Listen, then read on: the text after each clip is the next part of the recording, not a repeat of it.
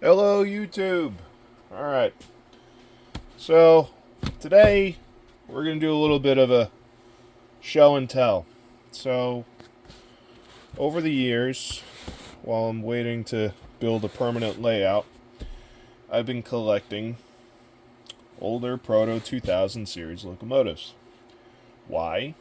Well, for what they are, they're actually a nice, detailed model with a very robust drivetrain on it. Now, the tricky part about them is trying to find someone that doesn't want $1 million for one. Now, these are essentially 25 to 30-year-old models that you could still find basically brand new in the box. So, what we'll do today is we'll kind of go through these. We'll open each one, take a look at it. I haven't tested any of these. I've basically been buying them and putting them in a tote for later use. So some of them have been opened. I just went to make sure they weren't damaged at all. So this is our first one. It's Pennsylvania Railroad EMD SW9. Now these are all standard DC. There's nothing fancy here. And the idea being is that eventually we will go about and install DCC decoders and speakers and make them like brand new, nice and shiny, cool locomotives. So, some of these still have the warranty cards in them, order form for all your parts and stuff. Yeah, not today's pricing, clearly. So, here we have. Very careful. These tend to be really tight in the foam, so you got to be a little careful not to mess up your handrails or anything. There we are. There you go. This one actually has been lightly used. Someone was nice enough and put some more modern knuckle type couplers on them. Now these aren't Cadiz or anything else. Actually, the knuckles don't even move. I don't know if you can see that. Let's see. And let's see. I'll take the cap off really quick. Yeah, we have some damage here. This handrail's broken. So this one will have to get some love. But wheels are in decent shape. But definitely needs a little bit of love. So we'll put that one back in the box. And we'll throw it up on the road to nowhere for a test run, see how she does. There's our SW9. Next up, oh look, another EMD. EMD GP9 Pennsylvania Road Scheme. Just run out. Now some of these actually do have a detailed parts kit. So you have your winterization hatches, some door sills, some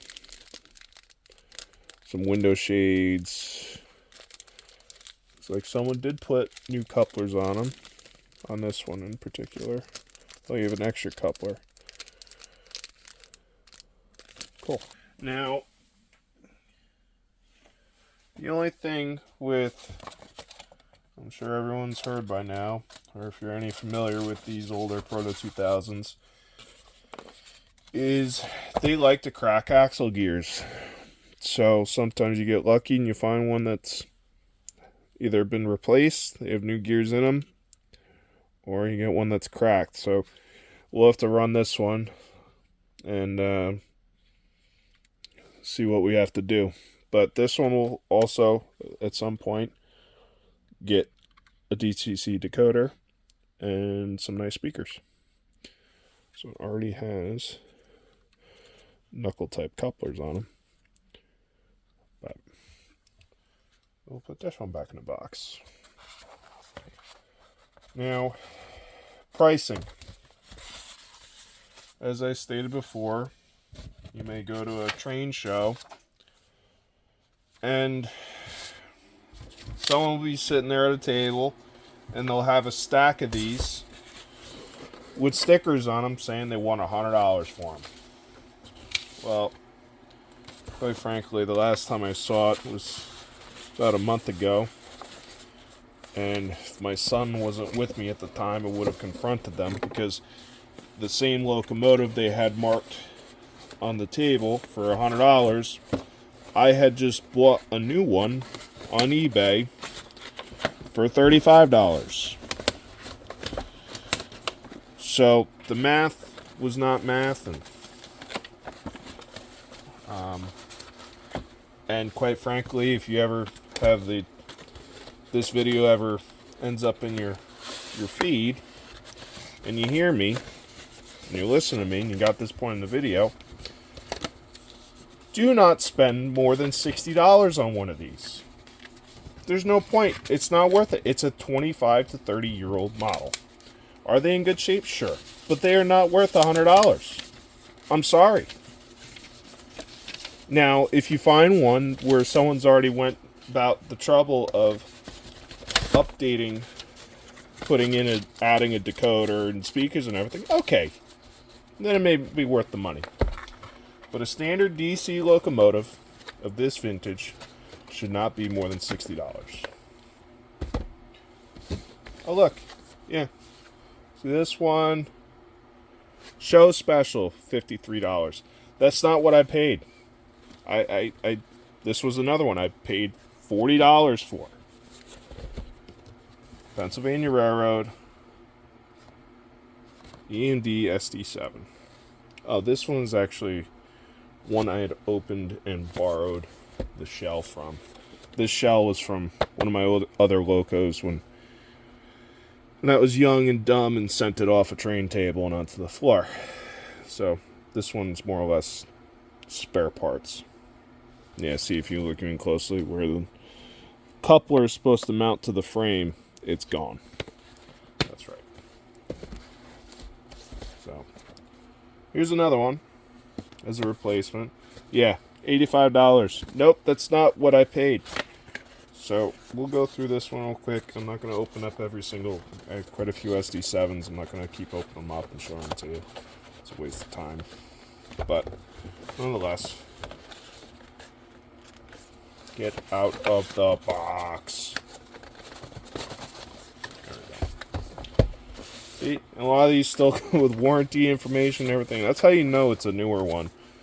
As in, no one's really touched it at all. So this one still has all its documentation. Oh yeah, no, this one hasn't. I haven't even opened this one. So this is how they come. New. All nice, separate chassis from the body. And then what you're going to do is, like, push out the foam insert. There you go. Still has the tissue paper. But this is how they come. And like I said, they're very well detailed for what they are. I mean, this is just a plastic, no real separate brass etched detail parts or anything. This is a plastic model. But as I said before, and this is a good example because I can show you the chassis and the drivetrain on them. And these are very tight. Come on, you can do it. There we go. Take that guy off. So this is a true full metal frame, heavy, plenty of pulling power. Yeah, look, there's no wear on these wheels. This one's brand new. Again, brand new old locomotive that I bought for $40. And what the plan is we're going to remove the existing factory PCB, and this is where our nice new decoder will go. And the thing with the SD series and even the E units is they have a lot of space under the hood for speakers. And Scale Sound Systems they have you can actually stick 2 of their rectifier series speakers in this, and it will sound very good. So that's our plan. Now this, again, we'll probably we'll take all these back out in a little bit and put them on the road to nowhere and see how they run, or if they run. But at the price, if something's wrong or broken, it's not the end of the world. I didn't just go and spend $400 on a locomotive. I spent $40. And then, all said and done, throw a decoder, some LED lights, some new couplers, speakers. I'll still be in it for less than $200 and have a very nice running locomotive. I feel like most of this video has been struggling with boxes. It's alright. So, that's enough for our overview. And we'll do some tests. We'll see how we do. I mean, yep, here's another one. I'm not going to take it out, but you get the picture. Alrighty, so first up on our little test run of our new old locomotives, we have our EMD SW9 we unboxed. Now, after unboxing it, I don't know if you can see, but there is a little bit of a gap where our body meets the frame, and I'm starting to suspect that the frame is actually slightly bent on this one because it is not latching in the way it should. Now, this is more than likely just we might be able to fix this. I don't know. We'll take a look, but see how it runs, and we'll go from there. So, gonna power it up. We'll see what she does.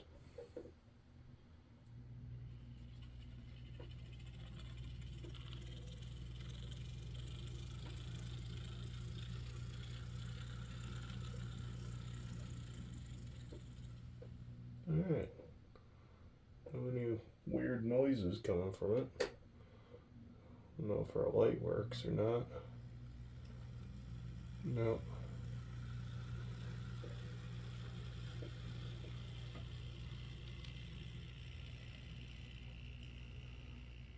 So what's interesting with these is the contacts for the light are actually mounted in top of the shell.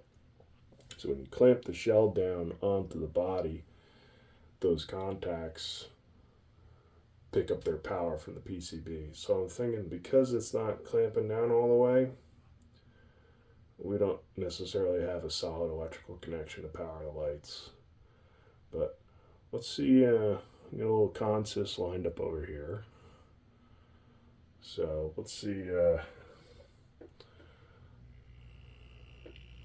back her down. All right.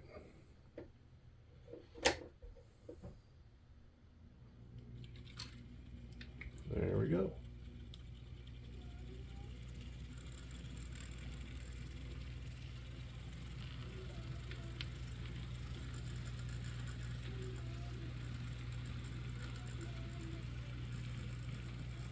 Not too shabby. Alrighty. Next up we have our GP9. road number 7006. And this is where we get to find out if this one needs axle gears or not.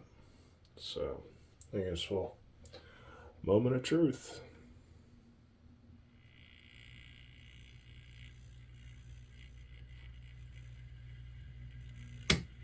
Oh.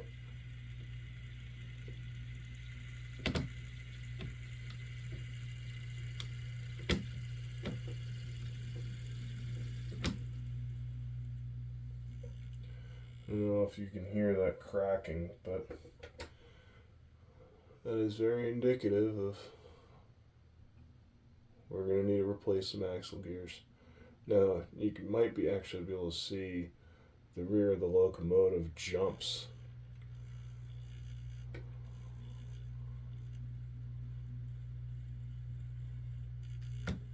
Yeah.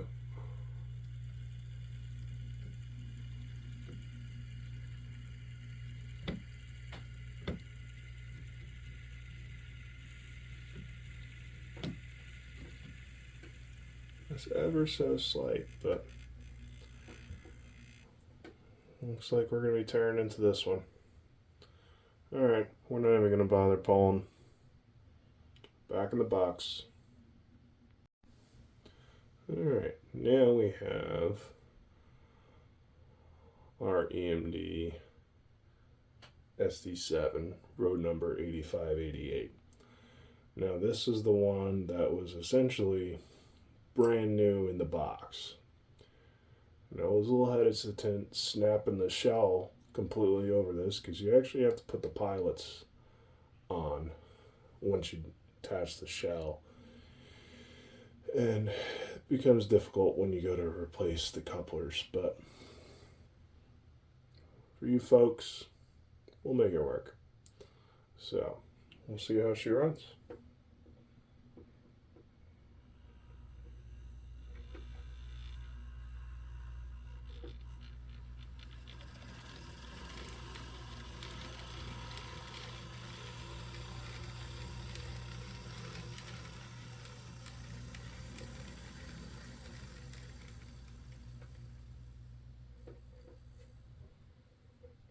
A little noisy, but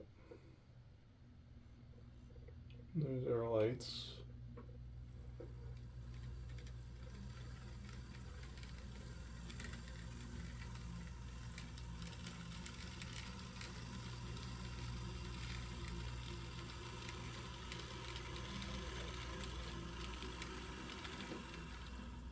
And what I'm assuming that noise is from is the grease, the factory grease within the trucks needs to be cleaned out and replaced with some fresh grease. And that should help quiet things down a little bit. And this is where you're all going to say, but that's the same locomotive. Yeah, this is another EMD SD7, road number 8588. Just like this one. However, the only distinguishing factor between these two models is this one actually has knuckle style couplers on it.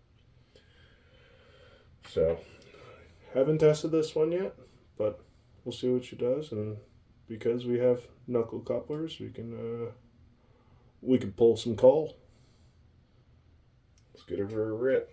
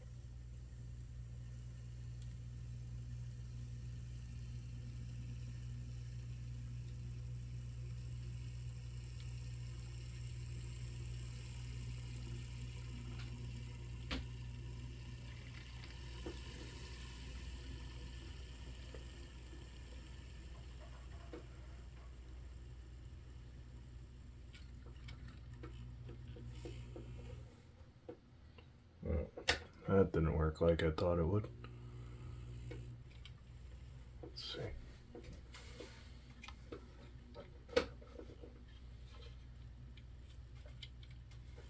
There we go.